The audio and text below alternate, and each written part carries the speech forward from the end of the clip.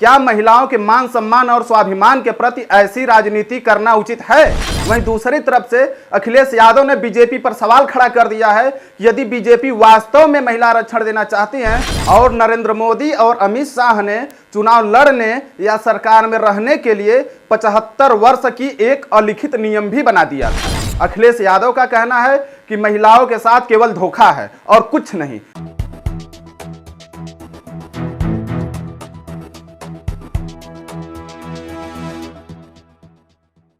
दोस्तों, जनहित भारत में आप सभी का स्वागत है। जो नरेंद्र मोदी और अमित शाह बीजेपी का कमान संभालते वक्त लाल कृष्ण आडवाणी और मुरली मनोहर जोशी को किनारे लगा दिए थे, जबकि ये दोनों वरिष्ठ नेता बीजेपी के संस्थापक सदस्य भी थे। उनके साथ अन्य वरिष्ठ नेताओं को यह कहते हुए किनारे लगा दिया गया कि अब उनकी उम्र हो चली है और नरेंद्र मोदी और अमित शाह ने चुनाव लड़ने या सरकार में रहने के लिए 75 वर्ष की एक अलिखित नियम भी बना दिया था। लेकिन आप देख रहे हैं कि अपने ही द्वारा बनाए गए नियम को प्रधानमंत्री नरेंद्र मोदी और अमित शाह अपने निजी राजनीतिक स्वार्थ के लिए तोड़ने के लिए तैयार हैं। आपको जानकारी दे दें कि नरेंद्र मोदी वर्तमान में 73 साल के हो चुके हैं और इन्हीं की देखा देखी 75 और 80 साल की उम्र के नेता भी चुनाव लड़ने की डिमांड कर रहे हैं। उनका मानना है कि जब नरेंद्र मोदी उस उम्र में चुनाव लड़ सकते हैं तो हम क्यों नहीं। आपको बता दें कि अब मोदी सरकार की नैया डूबती हुई दिख रही है, तो अपने ही द्वारा बनाए गए सारे नियम छोड़कर जगन्नाथ सिंह रघुवंशी को 75 वर्ष की उम्र में चंदेरी से टिकट दे दिया। इनको टिकट मिलते ही बीजेपी के 70 पार करने वाले 14 विधायकों ने भी टिकट के लिए दावा ठोक दिया। अब उनका कहना है कि जब नरेंद्र मोदी 73 साल की उम्र में और जगन्नाथ सिंह 75 साल की उम्र में चुनाव लड़ सकते हैं तो हम क्यों नहीं। आपको यह भी जानकारी दे दें कि नागेंद्र सिंह जो नागौर के नेता हैं, उनकी उम्र 80 साल की है। पहले तो उन्होंने कहा था कि मैं बूढ़ा हो गया हूं और मैं चुनाव नहीं लड़ूंगा, लेकिन जब देखा कि 70 और 75 साल वालों को टिकट मिल रहा है तो इनका भी सुर बदल गया और 80 साल के उम्र में भी चुनाव लड़ने की मांग करने लगे।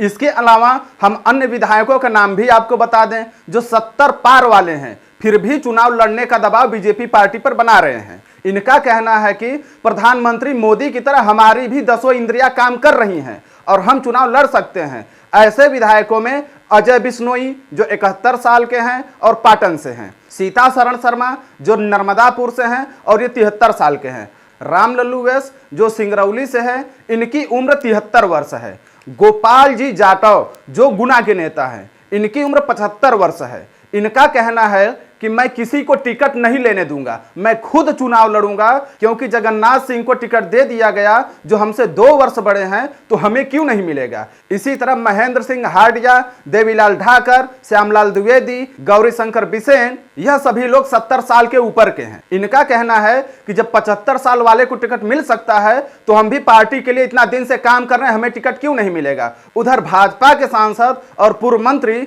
मेनका गांधी ने एक विवादित बयान देकर अपने पार्टी के लिए नया बवाल खड़ा कर दिया।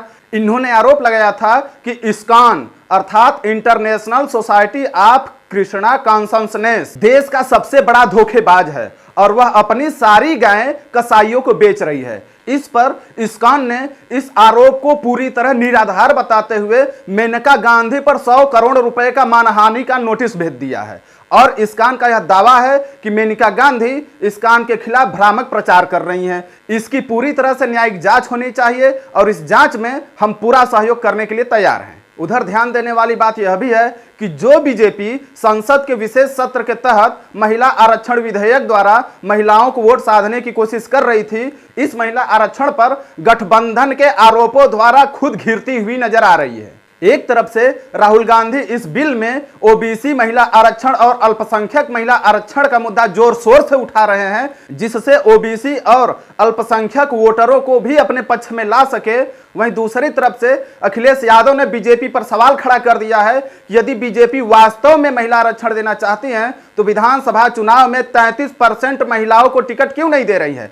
अखिलेश यादव का कहना है कि महिलाओं के साथ केवल धोखा है और कुछ नहीं, जबकि एक सवाल के जवाब में अखिलेश यादव ने कहा कि हम मध्य प्रदेश के विधानसभा चुनाव में 20% महिलाओं को टिकट देंगे। आपको यह जानकर हैरानी होगी कि 2019 के लोकसभा चुनाव में कांग्रेस ने महिलाओं को 13.5% टिकट दिया था, जबकि भाजपा ने 12.5% ही टिकट दिया था। जबकि क्षेत्रीय दलों की बात करें तो तृणमूल कांग्रेस ने पश्चिम बंगाल में 40% टिकट महिलाओं को दिया था और बीजेपी ने उड़ीसा की 33% सीटों पर महिला उम्मीदवारों को उतारा था।